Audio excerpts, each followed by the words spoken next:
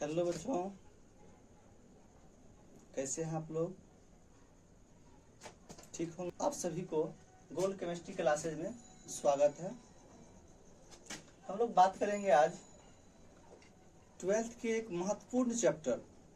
पहला चैप्टर है the solid state, ठोस अवस्था। इसके बारे में बात करेंगे, डिटेल से बात करेंगे, टू दी पॉइंट बात करेंगे। तो क्या है, सभी में केवल और केवल अणु, परमाणु और आयन, एटम, मॉलिक्यूलर, आयन। तो देखिए, जब कोई तत्व अकेले रहेगा, जैसे मान लो हमारा हाइड्रोजन है, अकेले है तो इसको क्या कहेंगे? परमाणु। जैसे हमारा कार्बन है, अकेले है तो क्या कहेंगे? परमाणु। जैसे नाइट्रोजन है अकेले तो क्या कहेंगे? परमाणु। लेकिन अगर मान लो यही अगर मान लो दो मिला दिए, जैसे HCl हो गया या H2 हो गया या NH3 हो गया, जब बहुत सारे परमाणु को मिला देंगे तो इसी को हम लोग कहते हैं अणु, मॉलिक्यूल। अकेले रहेगा तो परमाणु। इसके बाद क्या है, अगर इसी पर क्या है, प्लस रहेगा या माइनस रहेगा, यानी क्या है, ये इलेक्ट्रॉन त्याग किया हुआ है कि ग्रहण किया हुआ है, तो इसको हम लोग कहते हैं धनायन, इसको ऋणायन। कंबाइंड में कहेंगे तो आयन कहेंगे। यानी पूरे केमिस्ट्री में हम लोग को अणु, परमाणु और आयन के बारे में ही जानना है। तो चलिए हम लोग आज बात करेंगे इसका है ठोस अवस्था के बारे में। किसके बारे में?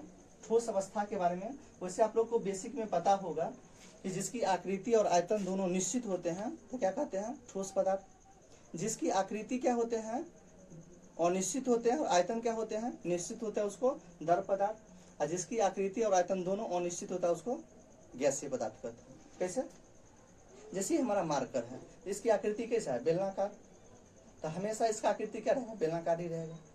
इसके बाद यहाँ पर रखेंगे तो जितना स्थान छेकेगा, मतलब जितना आयतन है वही इस मार्कर को कहीं भी रखेंगे तो उतना ही स्थान छेकेगा, मतलब इसका आयतन क्या है? फिक्स है। इसके बाद वही हम लोग क्या है, बोतल में पानी लेते हैं। अगर मान लो आधा लीटर पानी लिए तो क्या होगा? उसकी अभी क्या है, आधा लीटर ही पानी है, लेकिन अगर उसको गिलास में रखेंगे तो गिलास जैसा आकृति, बोतल में रखेंगे तो बोतल जैसा आकृति, लोटा में रखेंगे तो लोटा जैसा आकृति, बाल्टी में रखेंगे तो बाल्टी जैसा आकृति। यानी इसकी आकृति क्या होता है? बदलता है। यानी द्रव के क्या होते हैं? आकृति अनिश्चित होते हैं और आयतन निश्चित होते हैं। वही अगर गैसीय पदार्थ की हम लोग बात करेंगे तो अगर मान लो गैस हम लोग क्या है, ये गैस सिलेंडर देखे होंगे छोटा में बचपन में, कि जैसे कि हमारा क्या है 2 लीटर वाला, ये क्या है 2 kg वाला गैस सिलेंडर है, ये मान लो क्या है 5 kg वाला गैस सिलेंडर है, ये मान लो क्या है 15 किलो वाला गैस सिलेंडर है, ये मान लो क्या है 19 किलो वाला गैस सिलेंडर है ना। तो इसमें देखिए क्या है, अगर 1 किलो अगर हम लोग क्या है 2 किलो गैस भरते हैं तो ये क्या है पूरे फैला रहेगा। अभी आकृति कैसा है? ऐसा है। आयतन कितना है? तो इतना आयतन है। अगर मान लो इसको इस क्या है सिलेंडर में दे देंगे, 5 kg वाला सिलेंडर में, तो ये नहीं कि पूरे नीचे में बैठा रहेगा, पूरे फैल जाता है, भले इसका प्रेशर कम हो जाए। वैसे इस अगर ऐसा डालेंगे तो इसमें ऐसा हो जाएगा। अगर मान लो यही 19 किलो वाला सिलेंडर में डालेंगे तो ऐसा आकृति, यानी क्या जिस तरह के सिलेंडर में डालेंगे वैसा इसका क्या हो जाएगा? आकृति हो जाएगा, मतलब आकृति बदल रहा है। इसमें देखिए इतना स्थान छेका हुआ है, इसका आयतन क्या है? इतना है। इसमें इतना स्थान छेक लिया तो इसका आयतन और बढ़ गया।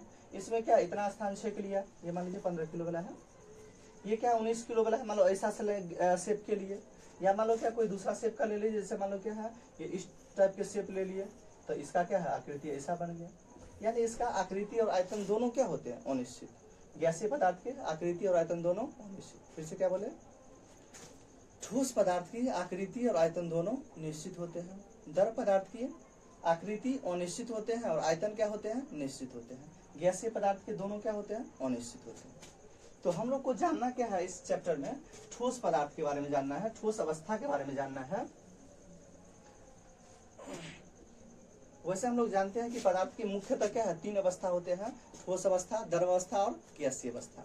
वैसे होता तो 5 अवस्था है, जैसे हमारा चौथा है प्लाज्मा अवस्था है, 5वां क्या है? बोस आइंस्टीन कंडेंसेट अवस्था है। तो हम लोग आज बात करेंगे इस ठोस अवस्था के बारे में। किसके बारे में? ठोस अवस्था के बारे में। तो देखिए हम लोग क्या है कि पदार्थ, ये हमारा पदार्थ है, तो पदार्थ की वैसी अवस्था, पदार्थ की वैसी अवस्था जिसमें अवयवी कण, पदार्थ की वैसी अवस्था जिसमें अवयवी कण निश्चित रूप से सजे होते हैं। पदार्थ की वैसी अवस्था जिसमें अवयवी कण निश्चित ढंग से सजे होते हैं, निश्चित रूप से सजे होते हैं, तो उसे हम लोग ठोस अवस्था कहते हैं। क्या कहते हैं? ठोस अवस्था, सॉलिड स्टेट, ठोस अवस्था कहते हैं। और इस पदार्थ को क्या कहते हैं? तो ठोस पदार्थ कहते हैं। क्या बोले? पदार्थ की वैसी अवस्था, पदार्थ की वैसी अवस्था जिसमें अवयवी कण क्रिस्टल जालक में, अभी कण क्रिस्टल जालक में निश्चित रूप से सजे होते हैं, उसे ठोस अवस्था कहते हैं, और उस पदार्थ को क्या कहते हैं, ठोस पदार्थ कहते हैं। वैसे हम लोग क्रिस्टल जालक के बारे में इसी चैप्टर में आगे जानेंगे।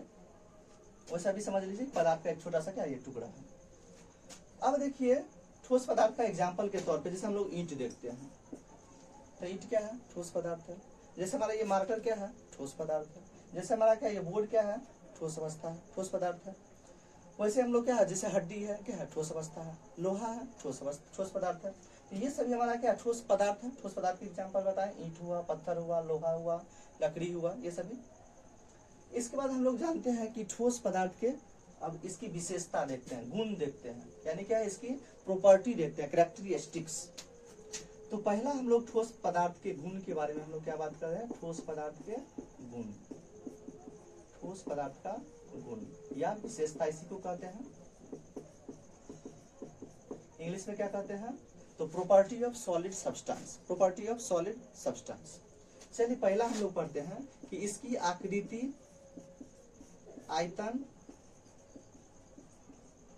द्रव्यमान, ये क्या होते हैं, निश्चित होते हैं। ठोस पदार्थ की आकृति, आयतन और द्रव्यमान क्या होते हैं, निश्चित होते हैं। दूसरा क्या है कि इसमें अंतर आणविक आकर्षण बल, अंतर आणविक आकर्षण बल बहुत ही मजबूत होते हैं। तीसरा हम लोग बात कर रहे हैं कि इसमें अंतर आणविक स्थान बहुत ही कम होते हैं, बहुत ही कम होते हैं।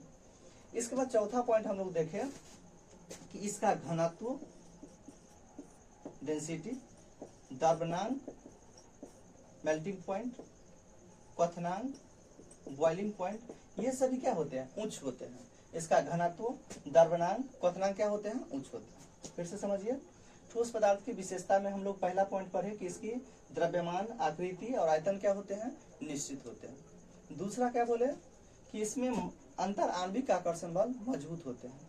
तीसरा क्या बोले कि इसमें अंतर आणविक स्थान बहुत ही कम होते हैं। चौथा क्या बोले, इसका घनत्व, द्रव्यमाप, क्वथनांक क्या होते हैं, उच्च होते हैं। इसका घनत्व, द्रव्यमाप और क्वथनांक उच्च होते हैं। और लास्ट पॉइंट क्या बोले कि यह कठोर और असंपीडनीय होते हैं। कठोर और क्या बोले, असंपीडनीय, यह कठोर और असंपीडनीय होते हैं। क्या बोले, कठोर और असंपीडनीय। असंपीडनीय का मतलब होता है जिसको हम दबा नहीं सकते हैं। ठोस पदार्थ को हम लोग दबा नहीं सकते हैं। तो ये हमारा था ठोस पदार्थ के गुण।